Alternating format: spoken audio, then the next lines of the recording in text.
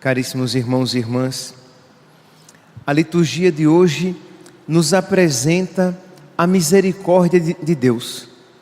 Como Deus é misericordioso.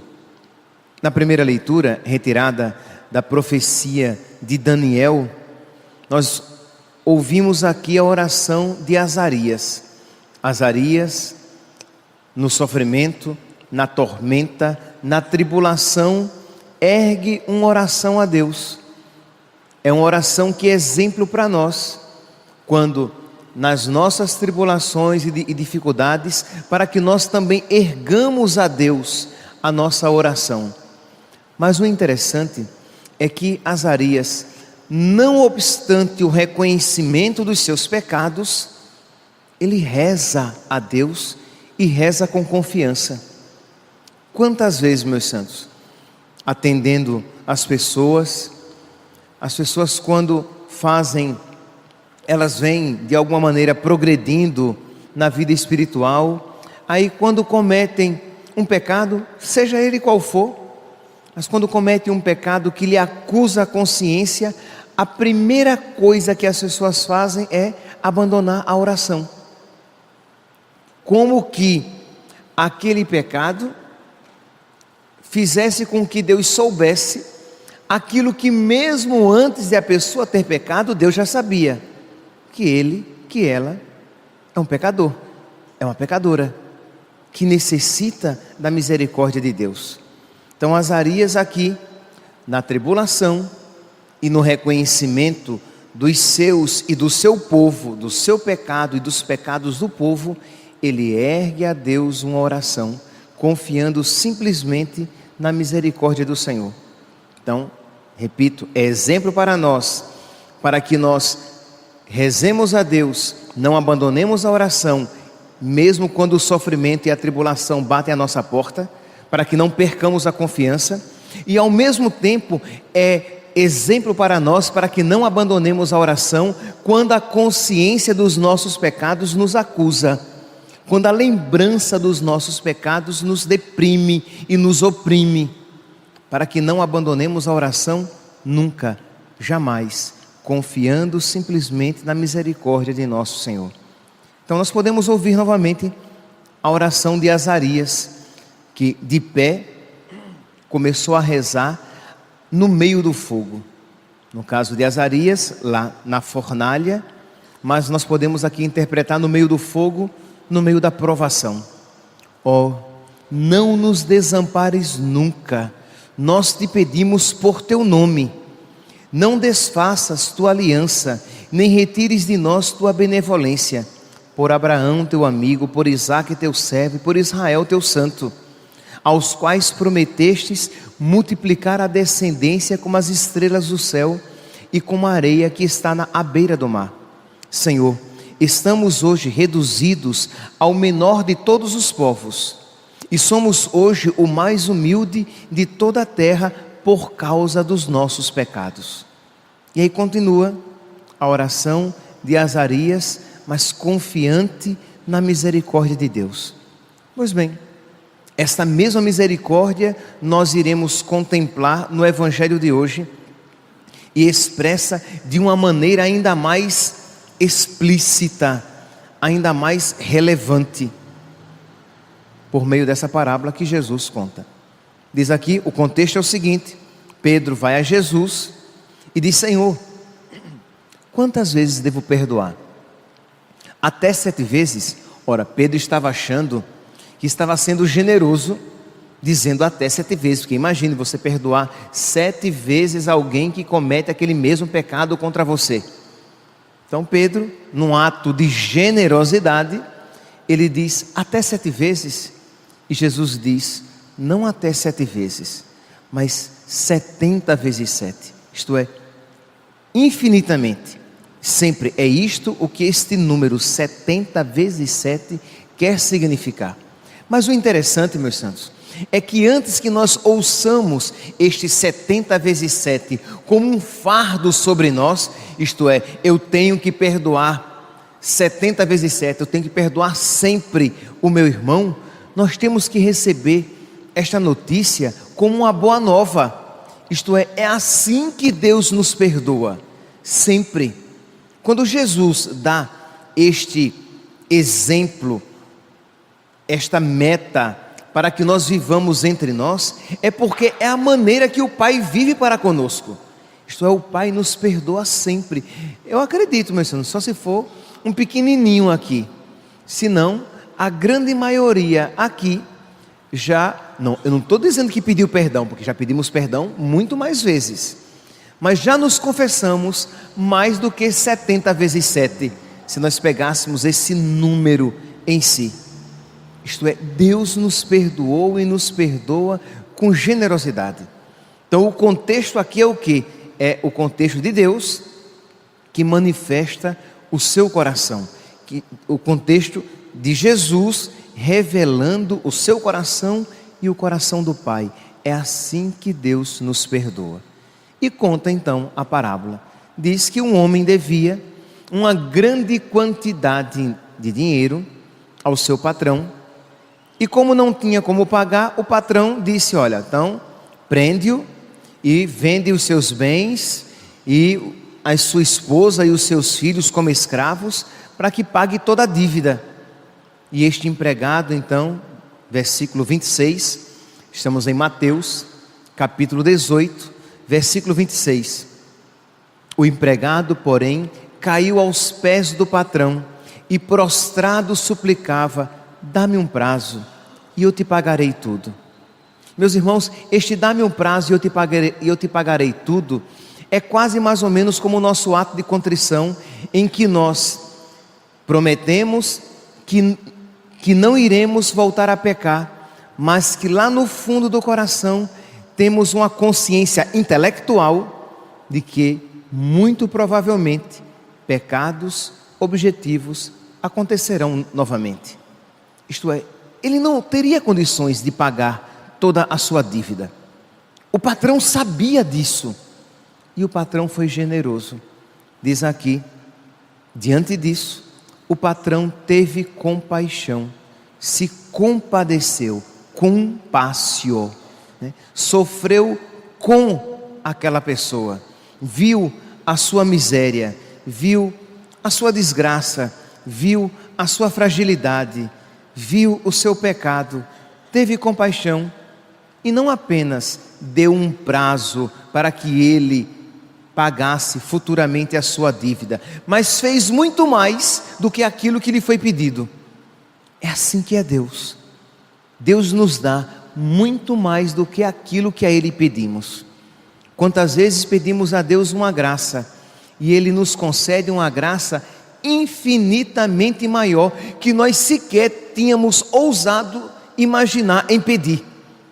Quando este empregado pediu que ele tivesse paciência, que esperasse, que lhe desse um prazo para que ele pagasse, esse empregado já tinha consciência de que estava pedindo muito, e o patrão lhe dá muito mais do que aquele muito que ele havia pedido.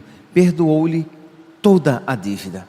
Pois bem, e qual foi o escândalo? Que o evangelho de hoje ele tem um tom de escândalo mesmo. É que diante de uma experiência tão generosa do perdão do seu patrão, aquela experiência não produziu fruto semelhante no seu coração. Meus santos, é óbvio, nós temos aqui consciência de que esta parábola, ela não foi dita apenas para os contemporâneos de nosso Senhor Jesus Cristo, quando caminhou sobre a terra. Esta parábola é para todos nós. Isto é, diante desta palavra, nós devemos iluminar o nosso proceder e devemos nos perguntar: e eu? E eu que experimento o perdão de Deus tão constantemente na minha vida, qual é a minha postura? Será que também não é uma postura escandalosa? Será que também eu, que tantas vezes peço perdão a Deus e que de Deus recebo um perdão maior do que aquele que havia pedido, será que eu não me comporto como este empregado que, como nos relata aqui a parábola, veio um companheiro seu que lhe devia uma quantia infinita infinitamente inferior, apenas 100 moedas, ele que devia uma enorme fortuna, isto é, a gratidão pela dívida perdoada deveria produzir no seu coração a generosidade.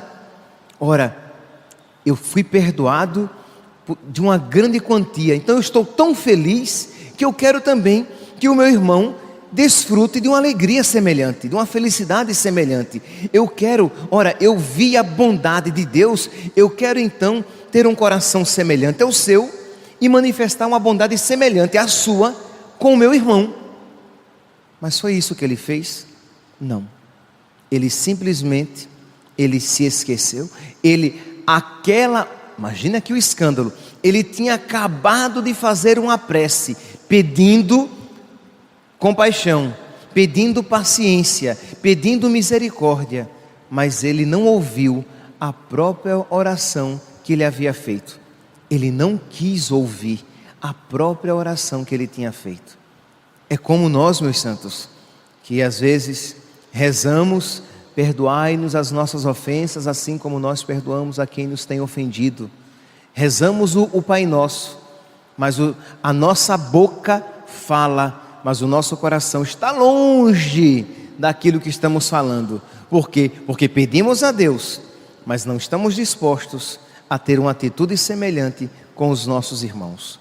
Pois bem, diz então que o seu companheiro, ele encontrou o seu companheiro, disse: paga-me o que me deves. O companheiro fez a mesma prece: dá-me um prazo. Versículo 29, dá-me um prazo e eu te pagarei. Mas o empregado não quis saber disso, saiu e mandou jogá-lo na prisão até que pagasse o que devia.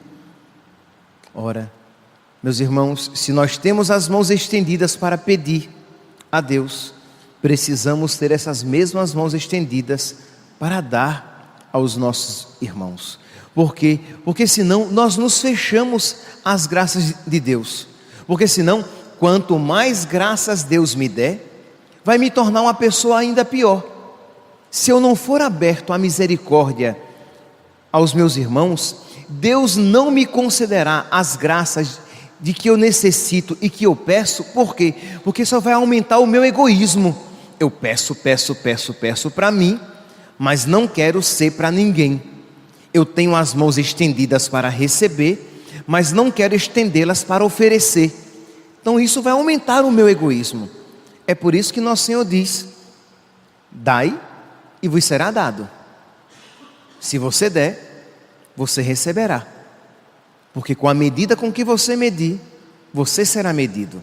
Não porque Deus, Ele nos trate segundo a nossa bondade. Não é isso.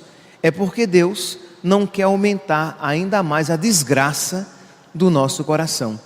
Porque senão nós iremos nos achar pequenos eleitos, reizinhos, que recebem de Deus tudo, mas que pisam em todos.